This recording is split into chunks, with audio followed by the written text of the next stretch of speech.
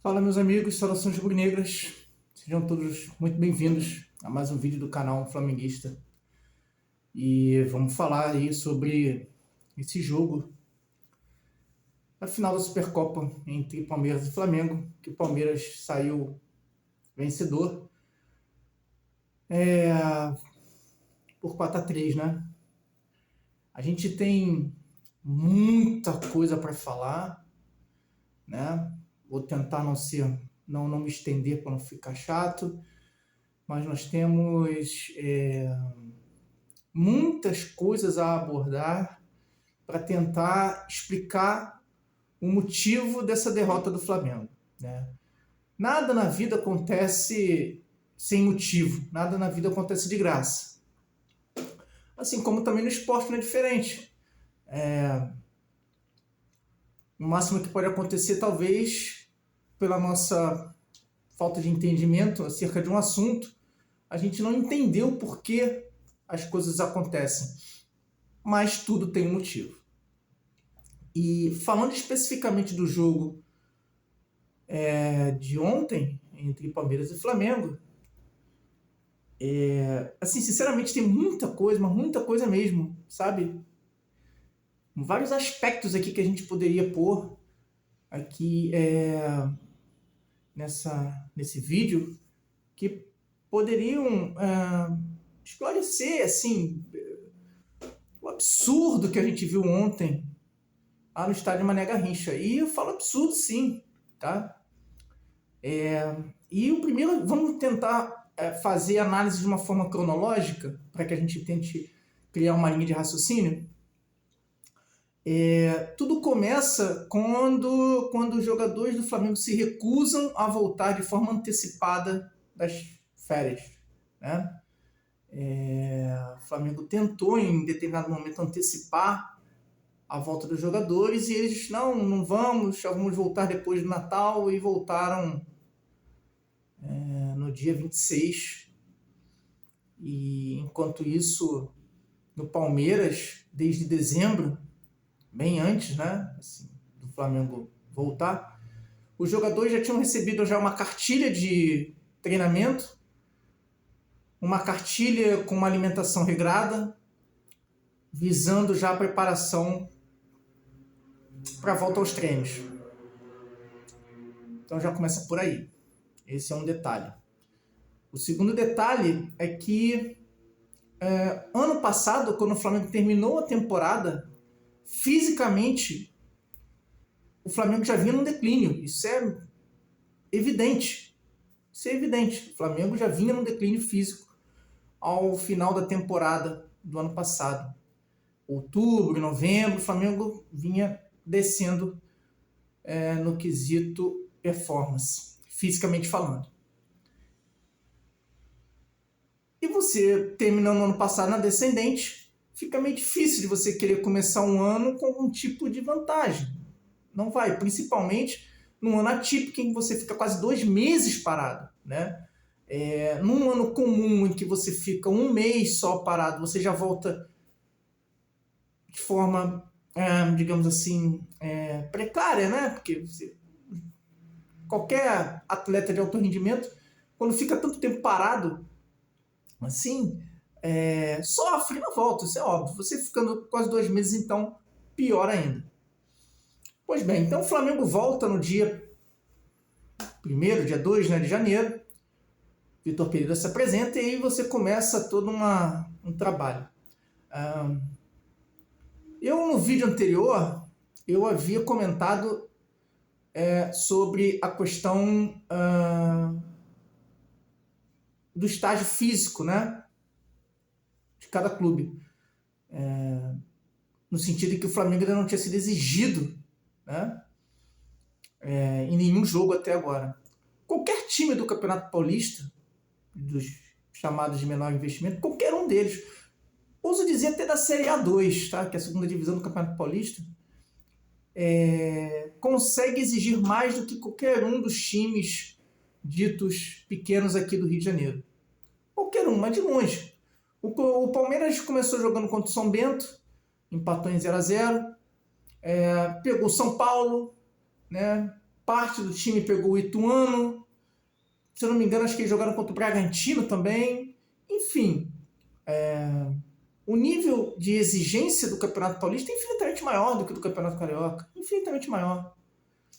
Isso faz com que o seu time venha mais preparado fisicamente, né? Venha com mais ritmo de jogo. O Flamengo está completamente sem ritmo de jogo, sejamos francos.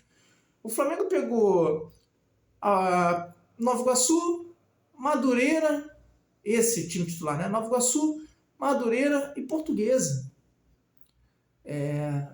Não tem como você exigir absolutamente nada desses jogadores. Não tinha no nível de dificuldade, né? Um time que fez ali um pouquinho mais de uma gracinha ali foi o Madureira, e que o Flamengo simplesmente não conseguiu fazer gol. Então nós chegamos ao jogo contra o Palmeiras, um time sem ritmo de jogo, um time com uma rotação muito abaixo do seu adversário.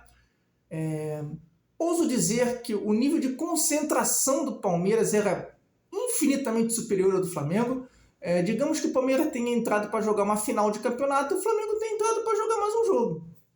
Essa foi a minha sensação, pelo menos no primeiro tempo, né?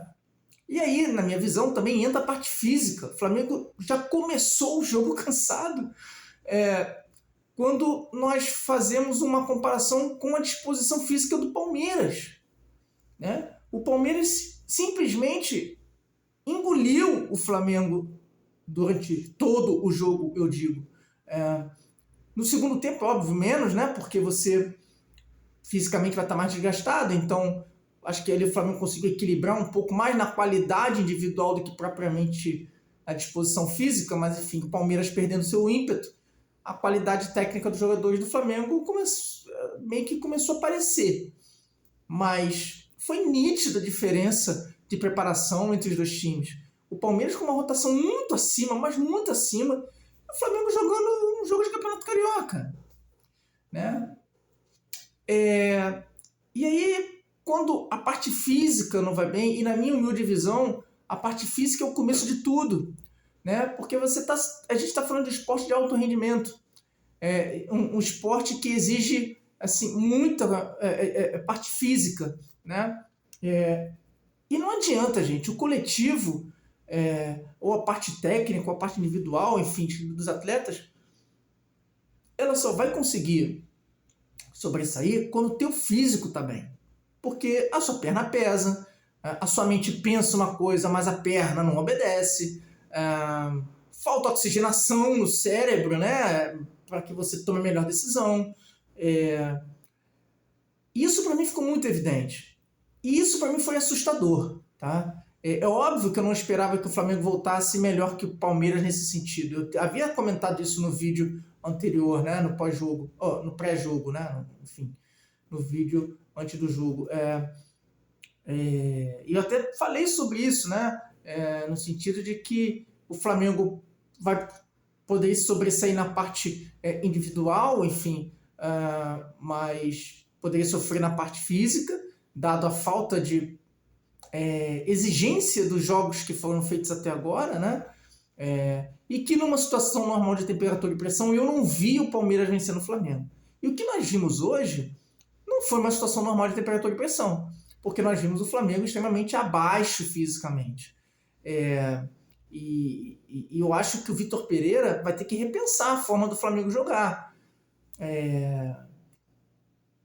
Achar que esse time vai conseguir fazer a marcação, pressão, como, por exemplo, a que o Jorge Jesus fez há 4 anos atrás, os jogadores 4 anos mais velhos, eu acho meio complicado.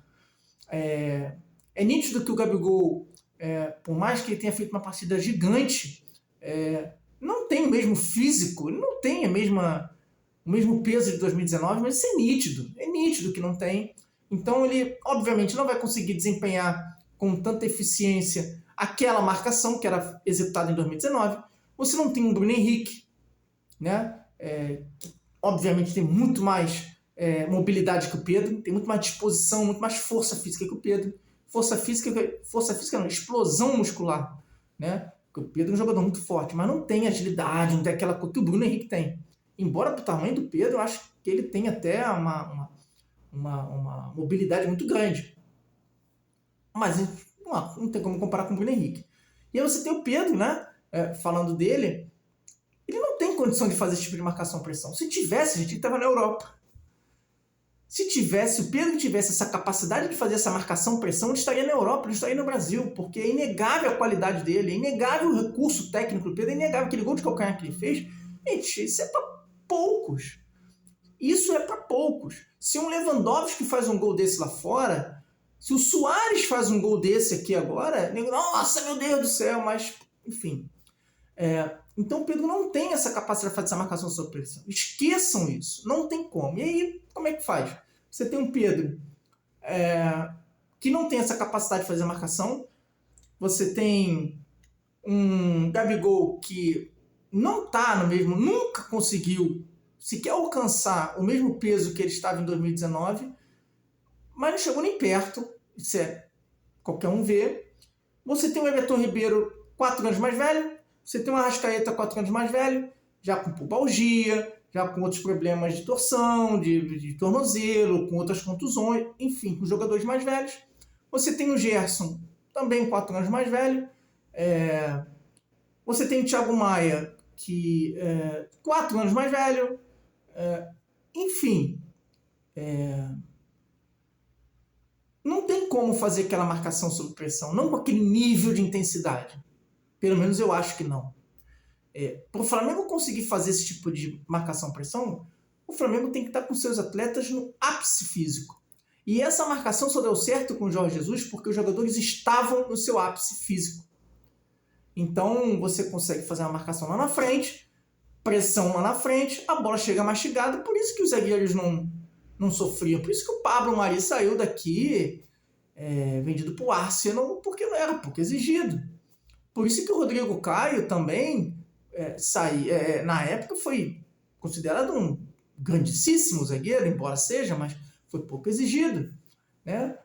O próprio Arão mesmo, né? Teve um belo ano, porque também era pouco exigido, porque a primeira linha de marcação do Flamengo já mastigava o lance, né? Já mastigava o início da jogada do adversário. Então, quando já chegava ali no meio, já mastigada, com todo mundo já posicionado, jogadores mordendo os calcanhares dos seus adversários. Com isso, a zaga pouco sofria. Hoje não tem condição de se fazer isso, principalmente num começo de temporada. Então, acho que aí sim a gente pode imputar uma culpa, enfim, responsabilidade ao Vitor Pereira por essa falta de leitura, né? Cabe ao treinador fazer com que o seu time jogue de acordo com as condições dos jogadores naquele momento. Querer jogar contra o Palmeiras, que nitidamente vinha numa rotação de jogo maior, numa exigência maior, tanto que ele mesmo na coletiva contra o último jogo do Flamengo, que goleou acho que o Nova Iguaçu, ele fala que esse jogo não exigiu nada, o jogo do Palmeiras é diferente e tal. Então ali ele reconhece que o Flamengo, o jogo contra o Palmeiras ia ser completamente diferente. Então, o que o Vitor Pereira podia fazer de imediato, né? Bom, vamos mudar um pouco a forma de jogar, porque a gente não pode tentar marcar lá em cima eu tendo os jogadores do jeito que eu tenho com essa forma física que os caras estão agora, né? Porque o que a gente viu foi um time completamente descompactado, jogadores com marcações simplesmente aleatórias, né? Você não via coordenação nenhuma, você não via compactação nenhuma de nada, você não via sentido nenhum naquilo que estava sendo feito. Jogadores de Palmeiras simplesmente não tiveram nenhum tipo de dificuldade para entrar na área do Flamengo, seja pelo meio, seja pelos lados, seja da forma que fosse, né? O nível de exigência, o nível de marcação do Flamengo era quase nulo. Os jogadores do Palmeiras, repito, infinitamente melhores fisicamente que o do Flamengo. E como é que você arma um esquema tático onde os seus jogadores estão mal fisicamente?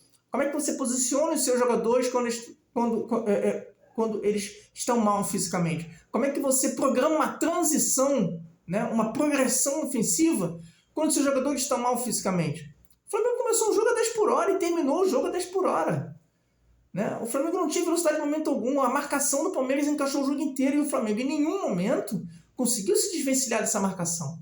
Quando o Flamengo conseguiu algum lance de genialidade, digamos assim, o Flamengo fez gol. O resumo do jogo foi o seguinte: o Flamengo com a bola marcou 3 gols, o Flamengo sem a bola tomou 4.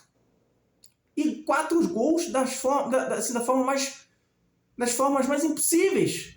Né? O primeiro gol, o Léo Pereira tenta dar um passe de letra, erra, a bola espirra aqui, espirra ali, sobra no pé do Rafael Veiga, a bola espirra no Davi Luiz, volta de novo para o Rafael Veiga, chuta a bola no canto, uma bola plenamente defensável, que se nós tivéssemos um goleiro nível Flamengo, na excelência que o Flamengo exige, pegaria, o goleiro do Palmeiras pegaria aquela bola.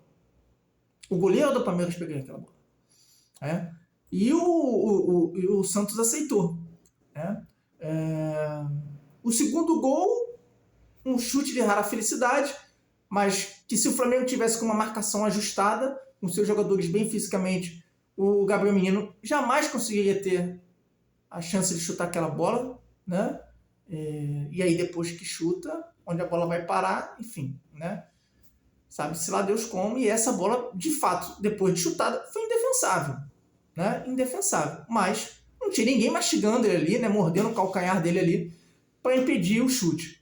O terceiro gol do Palmeiras é uma coisa inacreditável. Por que o Everton Ribeiro colocou a mão naquela bola? Eu estou tentando alguma explicação e, de fato, nessa eu não consigo. Talvez cansaço, falta de oxigenação no cérebro, burrice, não sei. Pênalti, e o Santos, normal, não pega pênalti, gol dos caras. E o quarto gol beira o amadorismo, porque o Santos simplesmente tira a mão da bola. Por que ele tirou a mão? Não faço a mínima ideia. Mas ele tirou a mão da bola. Quarto gol dos caras. Em síntese, nós entregamos 3 gols. Porque, tirando o gol do Gabriel Menino, que foi um golaço, mas enfim, nós entregamos 3 gols. Como é que se ganha um jogo em que você entrega 3 gols para o seu adversário? Como? Não há hipótese.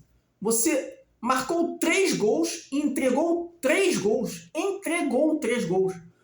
Assim, é algo inacreditável.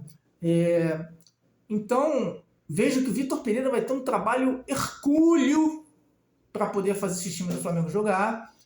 Acho que ele tem que repensar a forma do Flamengo jogar. Ele precisa entender que o time do Flamengo não tem condições de fazer essa marcação que ele quer, porque ele não tem o Gabigol na sua plenitude física, ele não tem o Pedro com esse tipo de característica de poder fazer marcação sob pressão. Ele tem o Arrascaeta 4 anos mais velho, ele tem o Everton Ribeiro 4 anos mais velho, ele tem o Gerson, que ainda está abaixo da forma física, que também está 4 anos mais velho, mas enfim, Gerson ainda novo, e pode, estando bem fisicamente, realizar essa função. Você tem o Thiago Maia também, que não está com essa vitalidade toda, precisa fazer um trabalho de melhora física, de fortalecimento muscular, seja que diabos for, né? E na zaga, você precisa ter um zagueiro rápido, contundente, coisa que o Davi Luiz não é. Para mim, ele já deveria ter sido sacado do time já há algum tempo, desde o ano passado. Para mim, o melhor zagueiro do Flamengo hoje chama-se Fabrício Bruno.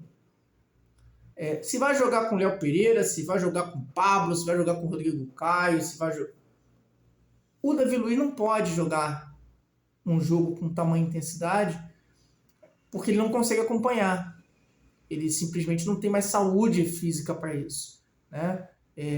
Nas laterais, o Ayrton Lucas jogou bem, o Varela está chegando agora, quer dizer, exigir que o cara seja a salvação da lavoura na minha visão, uma covardia. Acho o Varela um bom jogador, enfim, nada demais, mas um bom jogador. Agora dói você ver gente chorando pelo Rodinei. Assim, é um nível de desespero, é um nível de... Sempre que é o melhor, é o que saiu, o que está no banco da reserva, que eu não consigo admitir isso, né? Então, o que eu falando assim da única coisa boa, enfim, que eu vi, boa com muitas aspas, é óbvio, foi a entrevista coletiva do Vitor Pereira, que ele reconheceu as falhas do time, né, as deficiências do time, e espero, de fato, que ele repense a forma de Flamengo jogar, né? Agora, mesmo que o Flamengo tenha voltado depois do Palmeiras, enfim, tenha voltado já em janeiro, eu esperava o Flamengo melhor fisicamente, né? Pediram tanto a volta do Mário Monteiro, para quê? A gente viu um time se arrastando desde o começo do jogo, né? E outra, até quando o Flamengo vai continuar sem um profissional de psicologia esportiva? Porque é nítido que o Flamengo entrou numa outra sintonia. Eu não estou falando mais de parte física, estou falando da parte mental. O Palmeiras entrou focado, com vontade de vencer o jogo desde o primeiro segundo. O Flamengo entrou morro. E em nenhum momento o time conseguiu virar a chave. Em nenhum momento. Então, assim, são muitos problemas que se apresentaram hoje, são muitas coisas que precisam ser resolvidas. O Mundial de Clube está batendo as portas aí. Eu não colocaria minha mão no fogo nessa semifinal, principalmente se passar o time do Marrocos. Começo a temer aí por um vexame também no Mundial de Clubes, tá? Supercopa passou, beleza, nós temos o Mundial, logo em seguida nós temos a Recopa Sul-Americana, e eu não sei o que Vitor Pereira vai fazer, eu não sei que tipo de planejamento esses caras vão fazer, mas algo precisa ser feito para poder impedir, né, que o Flamengo seja engolido novamente por outro adversário, né? Que o Vitor Pereira repense a sua forma de jogar, pelo menos nesse momento. É o que eu digo, tem momentos em que a gente precisa dar um passo atrás, recuar um pouquinho, e à medida que as coisas forem melhorando, você vai acrescentando uma pitada de um tempero aqui, um pouquinho de tempero acolá, você vai incrementando as coisas até chegar a um ponto que você quer. Chegar já querendo executar algo pronto, digamos assim, né, de alta complexidade ou de uma exigência que você hoje não pode entregar, vai acontecer o que aconteceu hoje no jogo entre Palmeiras e Flamengo. Então o Palmeiras foi merecedor do resultado do primeiro ao último minuto, mas mesmo assim, meus amigos, mesmo assim, mais uma vez, para que eles pudessem nos vencer, nós tivemos que entregar 3 gols para eles. Você deve estar se perguntando, você não vai falar sobre o gol irregular, o 4º gol? Meus amigos, eu me recuso. O goleiro estava com a mão na bola e o cara tirou a mão. Eu me recuso a falar de irregularidade. Me recuso. Eu tenho vergonha, né, de falar sobre qualquer irregularidade num lance que o goleiro estava com a bola na mão e o goleiro tira a bola e deixa a bola entrar. É isso, meus amigos. Desculpa aí o vídeo longo, mas de fato foram muitas coisas aí que eu precisava pontuar para vocês. Deixem nos comentários aí se vocês concordam, se vocês discordam, o que vocês acharam do jogo.